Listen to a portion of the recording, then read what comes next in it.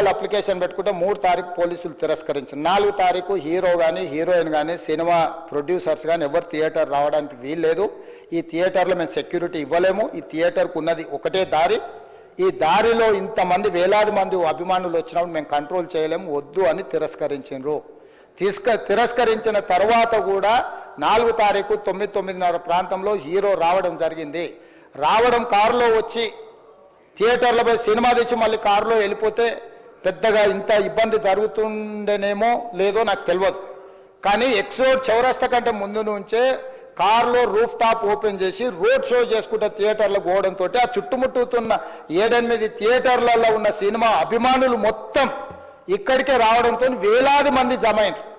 ఆ గేట్ ఒక్కసారి hero car లోపలికి పంపించడానికి ఆ ఉన్న గేటు తెరవడంతో వేలాది మంది ఒక్కటేసారి ఉప్పెనలాకి వచ్చారు.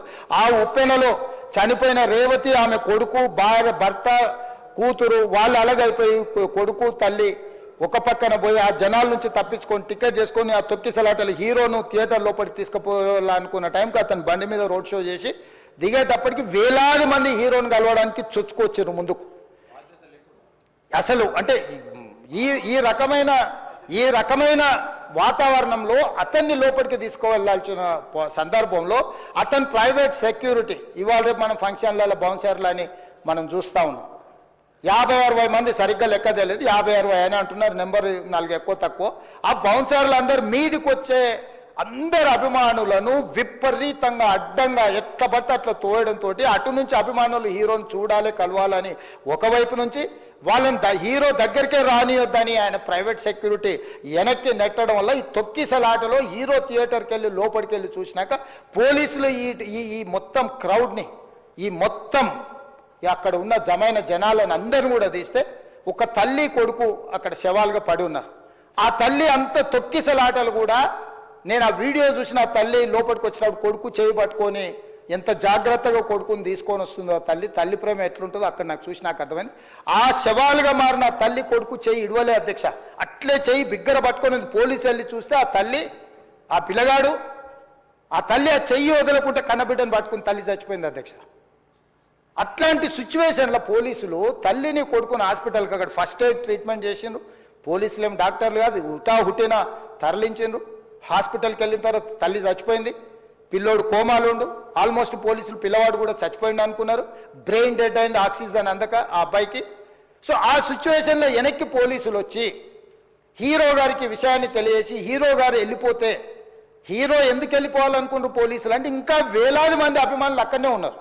హీరో గారు థియేటర్లో కూర్చొని ఉండడం వల్ల సినీ ప్రముఖులు ఉండడం వల్ల ఈ బయట జమైన వేలాది మంది అభిమానులు అక్కడ నుంచి పోకుండా అక్కడనే ఉండడంగా థియేటర్ లోపల కూడా బాల్కనీలో టాప్ బాల్కనీలో హీరో కూర్చుంటే నేల కింది నుంచి పై వరకు వెనక్కి తొక్కుట పైకెక్కి హీరో చేతులు కలపాలని కోతులు ఎగబడ్డట్టు కోట మీదకి కోతులు ఎగబడ్డట్టు ఉల్టా పైకి తొక్కిసలాట జరిగింది అధ్యక్ష. థియేటర్ వాళ్ళు పోలీసులను హీరో దగ్గరికి వెళ్ళి చెప్పడానికి కూడా అనుమతి ఇవ్వకుండా థియేటర్ వాళ్ళు పోలీసులను బ్లాక్ చేశారు అధ్యక్ష. ఎప్పుడైతే హాస్పిటల్లో తల్లి చచ్చిపోయిన పిల్లగాడు కూడా ఆల్మోస్ట్ చావు నోట్లో ఉన్నాడు అని తెలిసి పోలీసులు వచ్చి ఏసీపీ వెళ్ళి చెప్పడానికి పోతే థియేటర్ సిబ్బంది లేదు హీరో దగ్గరికి వెళ్ళడానికే వీళ్ళదని చాలాసేపు పోలీసులను కూడా హీరో దగ్గరికి పోనీయలేదు అధ్యక్ష వాళ్ళ ప్రైవేట్ వీళ్ళు.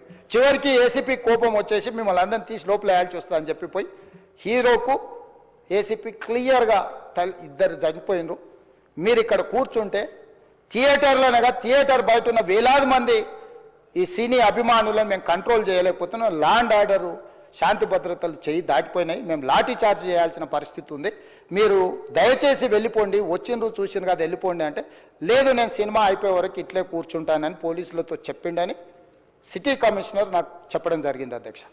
అదేవిధంగా ఇంకా కంట్రోల్ కాకపోవడంతో అప్పుడు డీసీపీ పై అధికారి రంగంలో దిగి వాళ్ళ అందరినీ లోపల వాళ్ళ ఎంబడున్న అడ్డుకుంటున్న వాళ్ళను పోలీసులతో జరిపించి చక్కగా డీసీపీ పోయి హీరో గారికి బయట చనిపోయినరు, పరిస్థితి చాలా గందరగోళంగా ఉన్నది, మీరు ఇక్కడ నుంచి కదలాల్సిందే లేకపోతే మిమ్మల్ని పోలీస్ స్టేషన్కు తీసుకెళ్లాల్సిన పరిస్థితి వస్తుంది, మీరు ఇక్కడ నుంచి కదలాల్సిందే అని బలవంతంగా అతన్ని సినిమా మధ్యలో 12 గంటల సమయంలో రాత్రి 12 గంటల సమయం అట్టిట్టుగా ఆ సమయంలో అతను తీసుకొచ్చి బండెక్కిస్తే మళ్ళీ అతను రూఫ్ టాప్ ఓపెన్ చేసి మళ్ళీ చేతులు ఊపుకుంటూ రోడ్ షో చేసుకుంటూ అంటే తల్లి చనిపోయి పిల్లగాడు చావు బతుకుల మధ్యలో ఉన్నాడు మీరు వెళ్ళండి అని వెనక్కి పంపిస్తే కూడా మళ్ళీ కారులో రూఫ్ టాప్ ఓపెన్ చేసి చేతులు ఊపుకుంటా అభిమానులను సంతోషపెట్టుకుంటా రోడ్ షో చేసుకుంటా అతను వెళ్ళిపోయింది అధ్యక్ష. పోలీసులు కేసు చేసిరు. కేసు మీద థియేటర్కి సంబంధించిన కొంతమందిని అరెస్టు చేసిరు. అరెస్టు చేసి 10-11 రోజుల తర్వాత పోలీసు హీరో గారింటికి వెళ్ళిండ్రు. మీరు కూడా కేసులో A11 మీ మీద కేసు ఉందని చెప్పడానికి పోలీసులతో దురుసుగా ప్రవర్తించిండు. మీరు ఆ వీడియోలన్నీ కూడా చూసిండ్రు. ఆ పరిస్థితిలో చట్టాన్ని అమలు చేసే పోలీసులు ఆల్రెడీ ప్రాణాలు పోయినాయి. ఒక నిరుపేద తల్లి చనిపోయింది, కొడుకు చావు బతుకుల మధ్యలో ఉన్నాడు. ఆ రోజు కోర్టుల కేసులు కూడా వస్తున్నాయి. కోర్టుకు కూడా మీరు విచారణలు ఏం చేసిండ్రని కోర్టుకు కూడా పోలీసులు జవాబు చెప్పాల్సిన పరిస్థితి ఉండే అధ్యక్ష. దాంతో మాట్లాడితే వాళ్ళు చాలా బాధ్యతారహితంగా సమాధానాలు ఇచ్చారని మా పోలీస్ సిబ్బంది చెప్తున్నారు. దాంతోనే అతన్ని పోలీస్ స్టేషన్ తీసుకెళ్లారు అధ్యక్ష. ఇక్కడి వరకు ఒక హీరో, ఒక థియేటర్లో జరిగిన సంఘటనలు, వీటన్నిటి నేపథ్యంలో పోలీసులు వాళ్ళ విధి నిర్వహణ నిర్వహించారు అధ్యక్ష. ఎప్పుడైతే అతను పోలీస్ స్టేషన్కు తీసుకెళ్ళిరో కొన్ని రాజకీయ పార్టీలు పైశాచికంగా ఎంత నీచంగా నన్ను తిట్టుకుంటా పోస్టులు పెట్టినరంటే, అంటే తెలంగాణ समाजంలో మలక్పేట్ बलाला साहब के कॉन्स्टिट्यूंसी के वोटर है, उन लोग मलकपेट के छोटे नौकरी, उसका नौकरी अकबर साहब वो 30,000 नौकरी करता है, उसके परिवार में कोई कमाई नहीं है. एक एक टिकट 3,000 रुपए में खरीदा. वो बच्चा उनका फैन है बोल के उनके परिवार 12,000 रुपए रखकर 4 टिकट खरीद के पिक्चर को गए. 30,000 महीने को कमाने वाले నెలకు 30,000 జీతంతో పనిచేసి ఒక ప్రైవేటు చిన్న దాంట్లో ఉద్యోగం చేసుకునే తండ్రి తన కొడుకు ఆయన అభిమానాన్ని కుటుంబము 12,000 రూపాయలు 3,000కు ఒక టికెట్ 12,000 రూపాయలు పెట్టి సినిమా థియేటర్కి వెళ్తే థియేటర్లో చనిపోయిన 11వ రోజు వరకు వీళ్ళు ఎవరు హీరో కానీ ప్రొడ్యూసర్ కానీ ఎవరు కానీ ఆ కుటుంబాన్ని చనిపోయిన కుటుంబాన్ని కానీ హాస్పిటల్లో చావు బతుకుల మధ్యలో ఉన్న పిల్లవాడిని పరామర్శించడానికి కూడా పోలేదు అధ్యక్ష. ఇది ఏ రకమైన మానవత్వం అధ్యక్ష? నాకు అర్థం కాలే. ఇలాంటి మానవత్వం లేకుండా వ్యవహరించిన వాళ్ళను పోలీసులు విధి నిర్వహణలో భాగంగా పోలీస్ స్టేషన్కు తీసుకెళ్తే ఒక ఆయన ట్విట్టర్లో పెడతాడు అడ్డగోలుగా 10 ఏళ్ళు మంత్రి చేసి ఉద్యమాలు చేసినామని చెప్పుకునేటోళ్ళు, ఉద్యమాల సమయంలో సినిమా షూటింగ్లో జరగొద్దని దాడులు చేసిన వ్యక్తులు ఇవాళ అతను భగవత్ స్వరూపుడు, అసలు అతన్ని పోలీసులు ముట్టుకుంటారా? అసలు ఈ రాష్ట్రం ఏమైపోతుంది? ఈ రాష్ట్రం ఉంటుందా? ఈ రకంగా రాజకీయ పార్టీలు అధ్యక్ష, రాజకీయ పార్టీలు ప్రజాప్రతినిధులుగా చనిపోయిన ప్రాణాల విలువ లేకుండా చావుకు కారణమైన ప్రత్యక్షంగా పరోక్షంగా అయిన వాళ్ళని పోలీస్ స్టేషన్కు విచారించడానికి పిలిస్తే కూడా అది కూడా తప్పుపట్టి ప్రభుత్వాన్ని బద్నాం చేయాలి, ముఖ్యమంత్రిని తిట్టాలని ఎంత నీచమైన భాష వాడిండ్రు అధ్యక్ష. యూట్యూబ్లలో మీరు చూడండి. నాకేముంటుంది అధ్యక్ష? ఏంది ఆ సినిమాకు స్పెషల్ రిలాక్సేషన్స్ ఇచ్చి ఇవాళ సినిమా ఏదైతే వ్యాపారం చేసిందో సినీ పరిశ్రమను ప్రోత్సహించాలని మొదటి వారం అత్యధికంగా సినిమా ధరలతో టికెట్లు అమ్ముకోవడానికి, స్పెషల్ షోలు వేసుకోవడానికి, బెనిఫిట్ షోలు వేసుకోవడానికి ప్రత్యేకమైన అనుమతులు ఇచ్చింది నా ప్రభుత్వమే కదా, మా ప్రభుత్వమే అధ్యక్ష. సినీ పరిశ్రమను ప్రోత్సహించాలనే మా విధానం. ప్రోత్సహించే క్రమంలో తెలంగాణ ప్రజల ప్రాణాలను తీసుకోమనే, ప్రాణాలు తీసుకుంటే కూడా వాళ్ళని ఏమనొద్దానంటే మీరు లా చేయండి అధ్యక్ష. మరి స్టేట్కు లా అథారిటీ ఉందో లేదో నాకు తెలియదు, కానీ star, film star, super stars or political stars is having some special privilege. If they murdered anyone also we need not to prosecute or otherwise we need not to book any case against these personalities అని మనం మీరు చట్టం చేస్తా అంటే సినీ ప్రముఖులకు కానీ రాజకీయ ప్రముఖులకు కానీ స్టార్లని ఫీల్ అయ్యే వాళ్ళ పట్ల ప్రత్యేకమైన చట్టం ఉంటుంది. వాళ్ళ మీద కేసులు పెట్టొద్దని మీరు ఏమైనా చట్టం చేస్తే ఆ చట్టం అమలు చేస్తాం అధ్యక్ష. ఈ రోజున్న డాక్టర్ బాబాసాహెబ్ అంబేద్కర్ ఇచ్చిన చట్టం ప్రకారము దీనికి కారణమైన వాళ్ళను ప్రత్యక్షంగా పరోక్షంగా కారణమైన వాళ్ళందరి మీద కేసులు కట్టి పోలీసులు విచారణ చేయాల్సిందే, బాధితులను శిక్షించాల్సిందే అధ్యక్ష. సో ఈరోజు ఆ కుటుంబాన్ని ఆదుకోవడానికి ఈరోజు కూడా ఆర్థికపరమైన విషయాల్లో కానీ దీంట్లో కానీ వాళ్ళు ఎవరు పెద్దగా ఆసక్తి, కనీసం సినిమా వాళ్ళు ఒక్కరోజు అతను పొయ్యి వస్తే సినీ ప్రముఖులందరూ అతని ఇంటికి వెళ్ళి అతనికి మొత్తం ఏదో కాళ్ళు చేతులు యాక్సిడెంట్లో పోయినట్టు కన్నీళ్లు గారుస్తారు. ఈ సినీ ప్రముఖులు ఒక్కరైనా హాస్పిటల్కి పోయినరా అధ్యక్ష? నేను సూటిగా తమ ద్వారా సినీ ప్రముఖులను నేను అడుగుతున్నా అధ్యక్ష. తల్లి చనిపోయి 9 సంవత్సరాల పిల్లగాడు బ్రెయిన్ డెడ్ అయ్యి ఆక్సిజన్ అందక 20 రోజుల నుంచి హాస్పిటల్లో కోమాలో ఉంటే ఈ సినీ ప్రముఖులు ఒక్క రోజు కోసం పోలీస్ స్టేషన్ పోయిన ఇంటికాడ క్యూ కట్టి ప్రభుత్వాన్ని తిడుతుండ్రు, నన్ను తిడుతురు, అతన్ని పరామర్శిస్తున్నారు. ఏమైంది అధ్యక్ష? అతను కాలు పోయిందా, కన్ను పోయిందా, చేయి పోయిందా, ఏమైనా కిడ్నీలు దెబ్బతిన్నా, ఏమైంది? అతన్ని ఇంతమంది సీనియర్ ప్రముఖులు పరామర్శించారు, కలిసిండ్రు, అభినందించారు. కానీ ఆ పిల్లగాన్ని కనీసమన్నా పరామర్శించడానికి సినీ ప్రముఖులు ముందుకు రాలేదంటే సినిమా ఇండస్ట్రీలో ఉన్న ప్రముఖులు ఏం ఆలోచన చేస్తుండ్రో, ఏం కోరుకుంటుండ్రో నాకైతే తెలియదు. 100% जो भी अकबरुद्दीन ओवैसी साहब ने जो मुद्दा उठाए, वो मुद्दा के लिए मैं ये बात कह रहा हूं, सचमुच बोल रहा हूं, ये शर्म की बात है. 20 दिन के बाद भी इतने एक दिन के लिए उनको पुलिस स्टेशन को लेकर गए तो हाई कोर्ट भी इमीडिएट अजर्नमेंट मोशन, लंच मोशन ले लिए, उनका बेल भी दे दिए, सब कुछ है. आधी रात को 11-12 बजे अपने लोग बोल रहे थे जेल का दरवाजा खोलो, 12 बजे उनको छोड़ो. अरे भाई कहां है प्रोविजन? कहां से छोड़ू मैं? कोई मेरा घर का मामला नहीं है. मेरा घर का मामला है तो मेरा गेट निकाल के आने वाले जाने वाले को मैं बोल सकता हूं.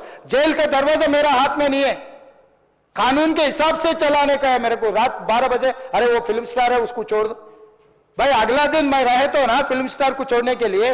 अगर आधी रात को 12 बजे किसी को जेल से छोड़ने का कोई लॉ है तो बोलो, मैं भी लागू करता हूं. तो इसीलिए ये इतने फिल्म स्टार कोई भी दवाखाना तक नहीं गया, छोटे बच्चे को नहीं देखा अकबर साहब. ये अफसोस की बात है, शर्म की बात है. सचमुच बोल रहा हूं मैं. अगर मैं वहां पर जाके देखने के लिए मैं पूरा स्टाफ और मेडिकल एंड हेल्थ सेक्रेटरी, मेरे कमिश्नर, सब टीम को मैं डिप्लॉय कर दिए. सीता और अपने कमीशन चेयरपर्सन सब लोगों को वहां भेज के मैं continuously I monitoring that boy health condition. So ये कैसे कहां जा रहे हैं हम लोग? भाई उन लोगों को जिम्मेदारी दी नहीं है, हम समझ भी सकते है नहीं है वो बात अलग है. मगर कुछ पॉलिटिकल पार्टीज 10-10, 20-20 साल जो रिप्रेजेंट किए, मंत्री किए, वो लोग मुझे गाली दे रहे. उसके ऊपर कैसा केस लगाते? वो मेरा दोस्त है. भाई आपके लिए, आपके दोस्त के लिए कोई नया कानून बनाना है तो बनाओ, देखेंगे. अरे आपके दोस्त रहे तो 12 खून माफ है क्या? मेरा भाई के लिए भी माफ नहीं है, आपके लिए कहां से माफ करूं मैं? मेरा परिवार के लिए भी कोई नया कानून नहीं है. स्पीकर साहब, मैं ये कुर्सी में बैठा हूं, जो कानून है जो डॉक्टर बाबा साहब अंबेडकर जी ने जो कानून दिए, कानून के हिसाब से हम सरकार चलाएंगे. जो अकबर साहब ने जो बात लिखा, कुछ प्राइवेट डिस्कशन है, कुछ पब्लिक विजुअल्स है. जो पब्लिक विजुअल्स में वो वापस जाते वक्त भी हाथ हिलाया, रोड शो किए, आने से पहले किए, जाने से समय पर किए, पुलिस वाले भी उसको जल्दी जाने के लिए कोशिश प्रेशर किए, सब कुछ सच है. मगर उनको तो बेल मिल गए. अभी कानून तो हम मानना ही पड़ता. तो ये हकीकत है, सचमुच है, मगर ये अफसोस की बात है. मैं फिल्म इंडस्ट्री जो बड़ा लोग है, मैं उन लोगों से गुजारिश करता हूं, इनह्यूमन नहीं रहना. आप बिजनेस कर लो, आप पिक्चर निकालो, पैसे कमाओ, सरकार से इंसेंटिव्स ले लो, सब्सिडीज ले लो, स्पेशल प्रिविलेज शूटिंग के लिए जो होना है वो मांगो. मगर किसी का हत्या होने के बाद, किसी का जान चलाने के बचाने के बाद, किसी का जान लेने के बाद आज स्पेशल प्रिविलेज मांगे तो ये सरकार में नहीं मिलने वाले. मैं जब तक मैं कुर्सी में रहता हूं तब तक नहीं देता हूं. मेरा जिम्मेदारी तेलंगाना आम जनता का जान बचाने का मेरा जिम्मेदारी है. उन लोगों के लिए कोई भी तकलीफ दिए, उन लोगों को कांग्रेस सरकार ने, मेरे सरकार ने